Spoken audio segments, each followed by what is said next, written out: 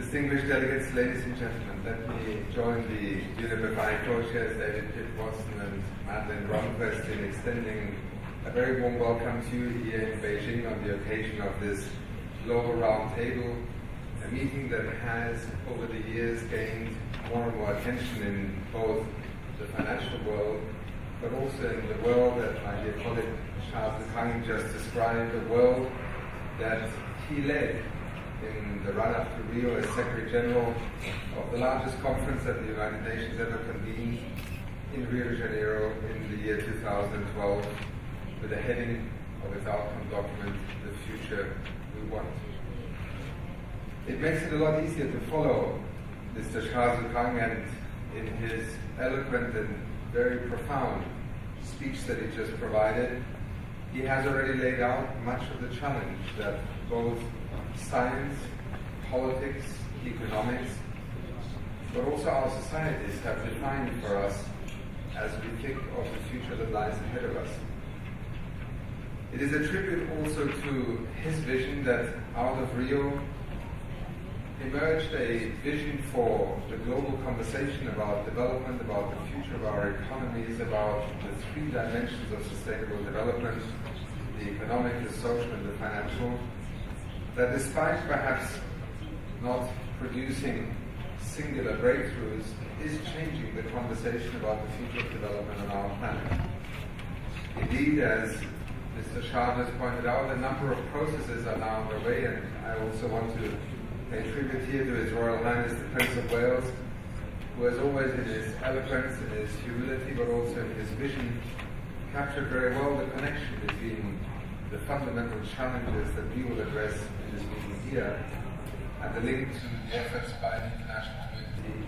to now formulate a new set of sustainable development goals. The conversation that is now happening between governments as a result of the Rio Summit will change the way that we think about development in the future. To some, this may not yet be visible, but let me assure you, the decision in Rio to establish a process that is now underway to define a set of sustainable development goals that will have universal application returns for the first time in 4 decades the Global Development Agenda, the United Nations,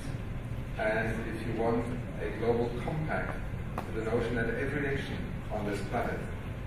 has a role to play, a responsibility to take, and a contribution to make. It is not by coincidence that also one of the few actual decisions in terms of implementation that were taken by heads of state and government in Rio concerned the implementation of a 10-year framework program for sustainable consumption and production. Again, a concept that may still seem abstract to some,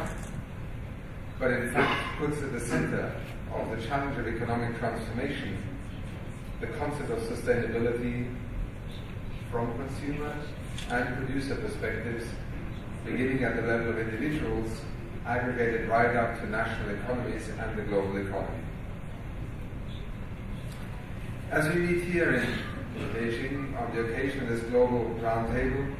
let me first of all also pay tribute to the members of UNEP. As David and Madeleine, our co-chairs, pointed out, this is an idea that has a journey of almost 2 decades behind it. It is a leadership group in the financial sector, but also at the crossroads of public policy, sustainable development, and finance, that has shaped many of the global discussions that are today already considered to be mainstream in our discussions about finance and the economy. But let me tell you, if the first 20 years were an exciting journey, the next 10 are going to be far more disruptive and fundamental, because we are on the verge of having to confront a series of transformations that are unprecedented in terms of a global economy and in terms of events that are going to shape them. The agenda that emerged out of Rio was, in a sense, a policymaker's perspective of what is happening. And again, quoting both His Royal Highness and Charles Achim, I don't have to go into the further details about why some of these transformations we are talking about are going to be so fundamental. I have a written speech in which I make reference to a number of the latest scientific findings, and I will not take more time right now to take you through those, except to say that in the challenges that we confront today, for instance, a world of 7, 8, 9, 10 billion people, in which already today we are unable to provide adequate employment for hundreds of millions of people, in which we are having a recovery underway right now that is jobless. People are not going back to employment, even as our economies are recovering. A world in which too many people still fall below the poverty line. A world in which energy security and food security are not assured. On the contrary, we still have well over 1 billion of people who don't even have access to electricity. A continent such as Africa, where over 75% of its population do not, in the year 2013, have access to electricity. A world in which climate change is a phenomenon that we seem to be staring at and staring at and staring at, and capable and unable to act collectively to address it. A world in which just last week UNEP produced its latest emissions gap report, which pointed out that contrary to what we agreed in 2010, that we would begin to decouple, if you want, our economic development from emissions, we are not reducing the total emissions load in our atmosphere per annum. On the contrary, we're increasing it. We should be at 44 gigatons by the year 2020, and yet we have been going up currently to 49 gigatons, and we're heading to over 59 gigatons if this pattern continues. This is the end of any hope whatsoever of staying within a 2-degree scenario of global warming. It is literally in a window of the next 10 years that the world will determine whether it will take decisions that will transform the economic footprint of this planet to be able to make decisions about the future that maintain options for future generations. These transformations have, in the work of UNEP and also in the context of the Rio Summit, been captured in the broader notions of the Sustainable Development Agenda, the objective of developing Sustainable Development Goals. And in the work of UNEP, we have tried to focus it even sharper on the question of how do you transform the current economic structure, infrastructure, and systems towards a green economy, an inclusive green economy in which we decouple economic development from resource consumption and pollution. A green economy in which the use of materials is no longer a matter of extraction and pollution, but rather of a circular economy, a concept that echoes so well to many discussions that China has been conducting. A transformation where basically investments do not pull us, as His Royal Highness put so nicely, in the wrong direction, but actually catapult us forward in the right direction. And precisely that the financial markets at the moment are not able and capable of delivering. We are beginning to see the economics of a transformation towards a green economy ever more clearly emerging across the strategic think tanks, across public policymakers, across the long-term agenda. The economics of renewable energy, for instance, is one that in just 10 years has gone from being something that is outside the reach of financial markets, investors, and national energy strategies to actually becoming a central part. There are today 140 countries with clean energy policies in place. The total investment since 2006 in renewable energy has been over $1.3 trillion US, a number that was unimaginable in the year 2000, when the International Energy Agency and many of the international energy strategies argued that renewable energy was perhaps something that would begin to kick in the latter half of the 21st century. Today, 50% of the over $250 billion US invested last year in renewable energy investments are actually happening in developing countries, China being a premier investor amongst them. But at the same time, let me tell you that in the last 2 years, 2011 and 2012, Carbon Tracker Project looked at the carbon intensity of the portfolios of the London and New York Stock Exchange. And lo and behold, contrary to what we are trying to achieve, the carbon intensity has increased by 7% in London and by 37% in the New York Stock Exchange. When we talk about financing the transition towards a greener economy, let me also tell you that we are currently investing largely in the wrong directions. Beginning with public policy, where fossil fuel subsidies in our global economy range anywhere between $600 billion to $1,000 billion. Renewable energy subsidies, somewhere between 60 to 70 billion. That means for every dollar that we try and bring into the marketplace to encourage people to make a transition towards renewable energy, we're spending 7 to 10 times more in making it cheaper for us to use fossil fuels. This is not rational public policy and economics. But let me tell you also that the dilemma is that the kinds of transformations we are talking about today are so fundamental and so large in scale that, quite frankly, public finance, be it in China, the United States, Brazil, Kenya, small island developing states, is simply not going to be adequate. As Mr. Shah said, in the lead up to Rio, financing was central. But governments themselves are locked in an illusionary negotiation process that somehow between them they can finance these transitions. They cannot. Depending on which economy in the world you are, public finance accounts for between 20 to 30% of total economic expenditure in the economy. More or less 2/3 of economic activity in most of the world's economies take place outside the public government budgets. So our greatest challenge today, as also our co-chairs pointed out, is can we make finance follow the economics of a transition towards a green economy? An economics that is increasingly becoming self-evident, whether in terms of resource scarcity, whether in terms of the cost of pollution or the so-called externalities and environmental externalities that our economy produces today. For instance, the top global 100 externalities that have been measured per annum that arise to our global economy today amount to already $4.7 trillion. Now, this is being absorbed by people who died earlier. This is being absorbed by extractive industries going to new territories. This is being absorbed by going ever further out into the oceans to find the last fish stocks. But let me tell you, ladies and gentlemen, whether the International Resources Panel, the Intergovernmental Panel on Climate Change,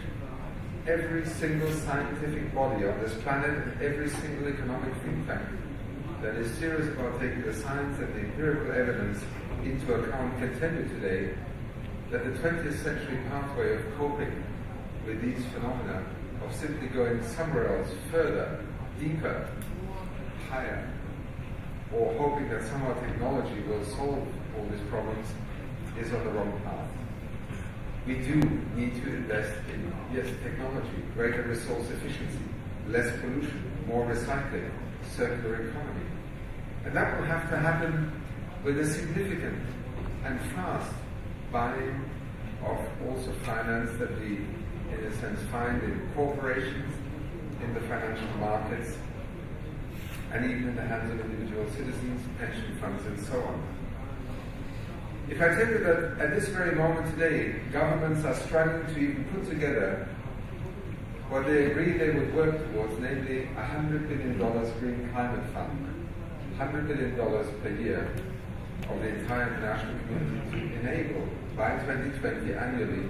to accelerate actions on climate change. The fact of the matter is that we've hardly managed to bring 20 to 30 billion to the table at this very moment, and that many remain doubtful whether $100 billion, just $100 billion, can be invested by 2020 annually by the international community through public financing. Let me put that in contrast to the study that the top 200 listed fossil fuel companies just last year invested over $674 billion in exploration and development of fossil fuel resources. So here you have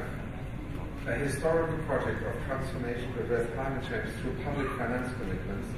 that are unable to mobilize even now $100 billion a year, and the top 200 listed companies in the fossil fuel economy being able to mobilize over $670 billion per annum in exploration and development of new oil and gas resources. Now, this is not the fault of the oil and gas companies. No, this is the challenge of our time, which is how do we redesign a financial system that can correspond to the scientific realities, to the public policy priorities and choices that our societies and economies wish to make, and enable both the private financial markets and sector to have an incentive to crowd into a series of technologies and transformations, be it in the energy, agriculture, transport, urbanization, infrastructure sectors that will allow us to make these transitions happen. The UNEP Finance Initiative has over the years demonstrated time and again that there are many ways in which we can achieve this and many opportunities for addressing this. We will obviously draw on their work as we have done in the past because in many ways it has become the central challenge. Central, as Mr. Charles Kang said, in the recognition of governments, but perhaps postally or even more central in the recognition that governments alone, through public finance, have no chance to be able to mobilize the kinds of investments that are needed. But can we then work towards a financial system and signals that allow financial markets to become more aligned with these public policy choices and priorities, looking at regulatory oversight and responsibility in the reinterpretation also of financial institutions, such as fiduciary duties,